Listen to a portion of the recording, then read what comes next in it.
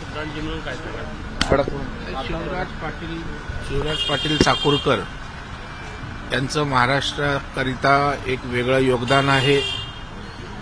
केंद्रात नेतृत्व करत असताना महाराष्ट्रातली जी काही निवडक लोक उच्च पदावर गेली त्यापैकी लोकसभा अध्यक्ष असेल, मंत्रीपद असेल, एक काँग्रेसचे मोठे नेते म्हणून त्यांनी त्या ठिकाणी नाव कमावलेलं आहे. आणि राजकारणामध्ये कुठल्याही प्रकारच्या कॉन्ट्राव्हर्सीमध्ये न येता एक सरळ थेट राजकारण ज्या ठिकाणी करायचं असतं तशा पद्धतीचं एक मी म्हणेन निरागस अशा प्रकारचं राजकारण त्यांनी केलं. मी त्यांच्या आत्म्याला शांती लाभावी अशा प्रकारची ईश्वरचरणी प्रार्थना करतो. आज शिंदे आणि तुमचे प्रदेशाध्यक्षांची बैठक झाली. एक नवीन राजकीय फॉर्म्युला पुढे येत आहे. बहुतांश महानगरपालिका आणि पुढे येणाऱ्या जिल्हा परिषदमध्ये एकत्र जायचं असं काय ठरलं का? आणि यासोबतच मुंबईमध्ये जे आहे ते नवीन फॉर्म्युला नाही आहे. महायुती आमची आहेच. शिंदेसाहेब आणि भारतीय जनता पार्टी हे एकत्रितपणे त्या ठिकाणी लढलेले आहेत. विधानसभा असेल, लोकसभा असेल, स्थानिक स्वराज्य संस्थांच्या निवडणुका नेहमी वेगळ्या पद्धतीनं स्थानिक स्तरावर लढवल्या जातात. आता महानगरपालिका ह्या मोठ्या निवडणुका आहेत आणि त्याच्यामुळे अशा प्रकारे आणखी चांगलं वातावरण त्या ठिकाणी समन्वयाचं होत असेल. निश्चितच आमच्यासाठी आनंद आहे. शिंदेसाहेबांच्या शिवसेनेसाठी हे कार्यकर्त्यांना, नेत्यांना दिलासा देणारी गोष्ट आहे. आणि महायुती म्हणून त्या ठिकाणी जसं ठरेल तसं ताकदीनं आम्ही एकत्रित पुढे जाऊ. साहेब, मुंबईत आपण तिघं लढणार आहे की दोनच भिडू एकत्र असणार आहे? राष्ट्रवादीला दूर ठेवणार आहे असल्याच्या चर्चा आहे मुंबईकरता. आणि नवाब मलिक महायुती म्हणून त्या ठिकाणी एकत्रित लढणार आहोत. परंतु नवाब मलिक जर नेतृत्व करत असतील तर त्या ठिकाणी काही प्रश्न आमचे निश्चितच आहेत. तथापि या संदर्भामधला निर्णय हा भारतीय जनता पार्टीचं आमचं नेतृत्वच त्या ठिकाणी घेईल.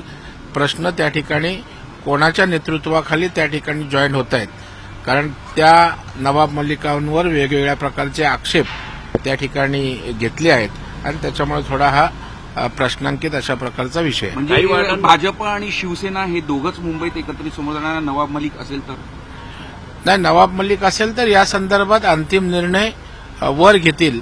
परंतु माझी आणि आमच्या काही लोकांची भूमिका त्या ठिकाणी तशा प्रकारची आहे.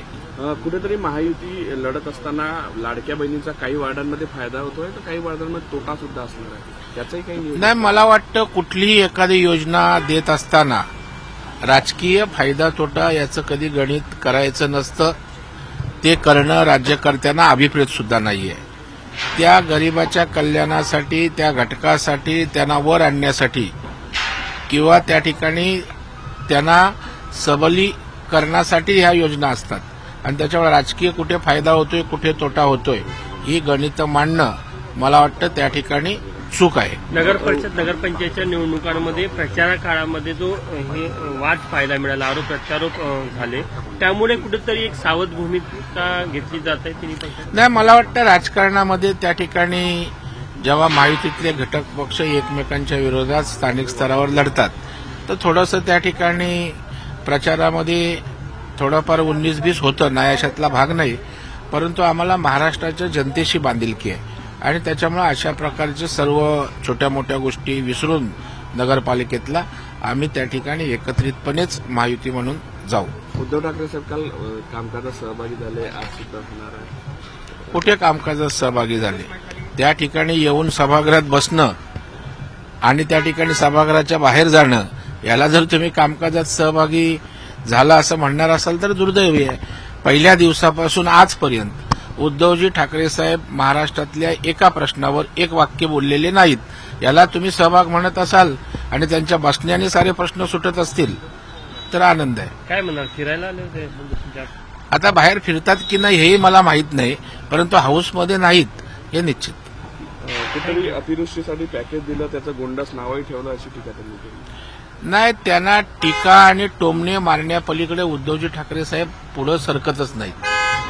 आता खरं म्हणजे अधिवेशन होतं, शेतकऱ्यांच्या प्रश्नांवर त्या ठिकाणी जे वाटतं ते विधिमंडळाच्या सभागृहात मांडायला पाहिजे ना.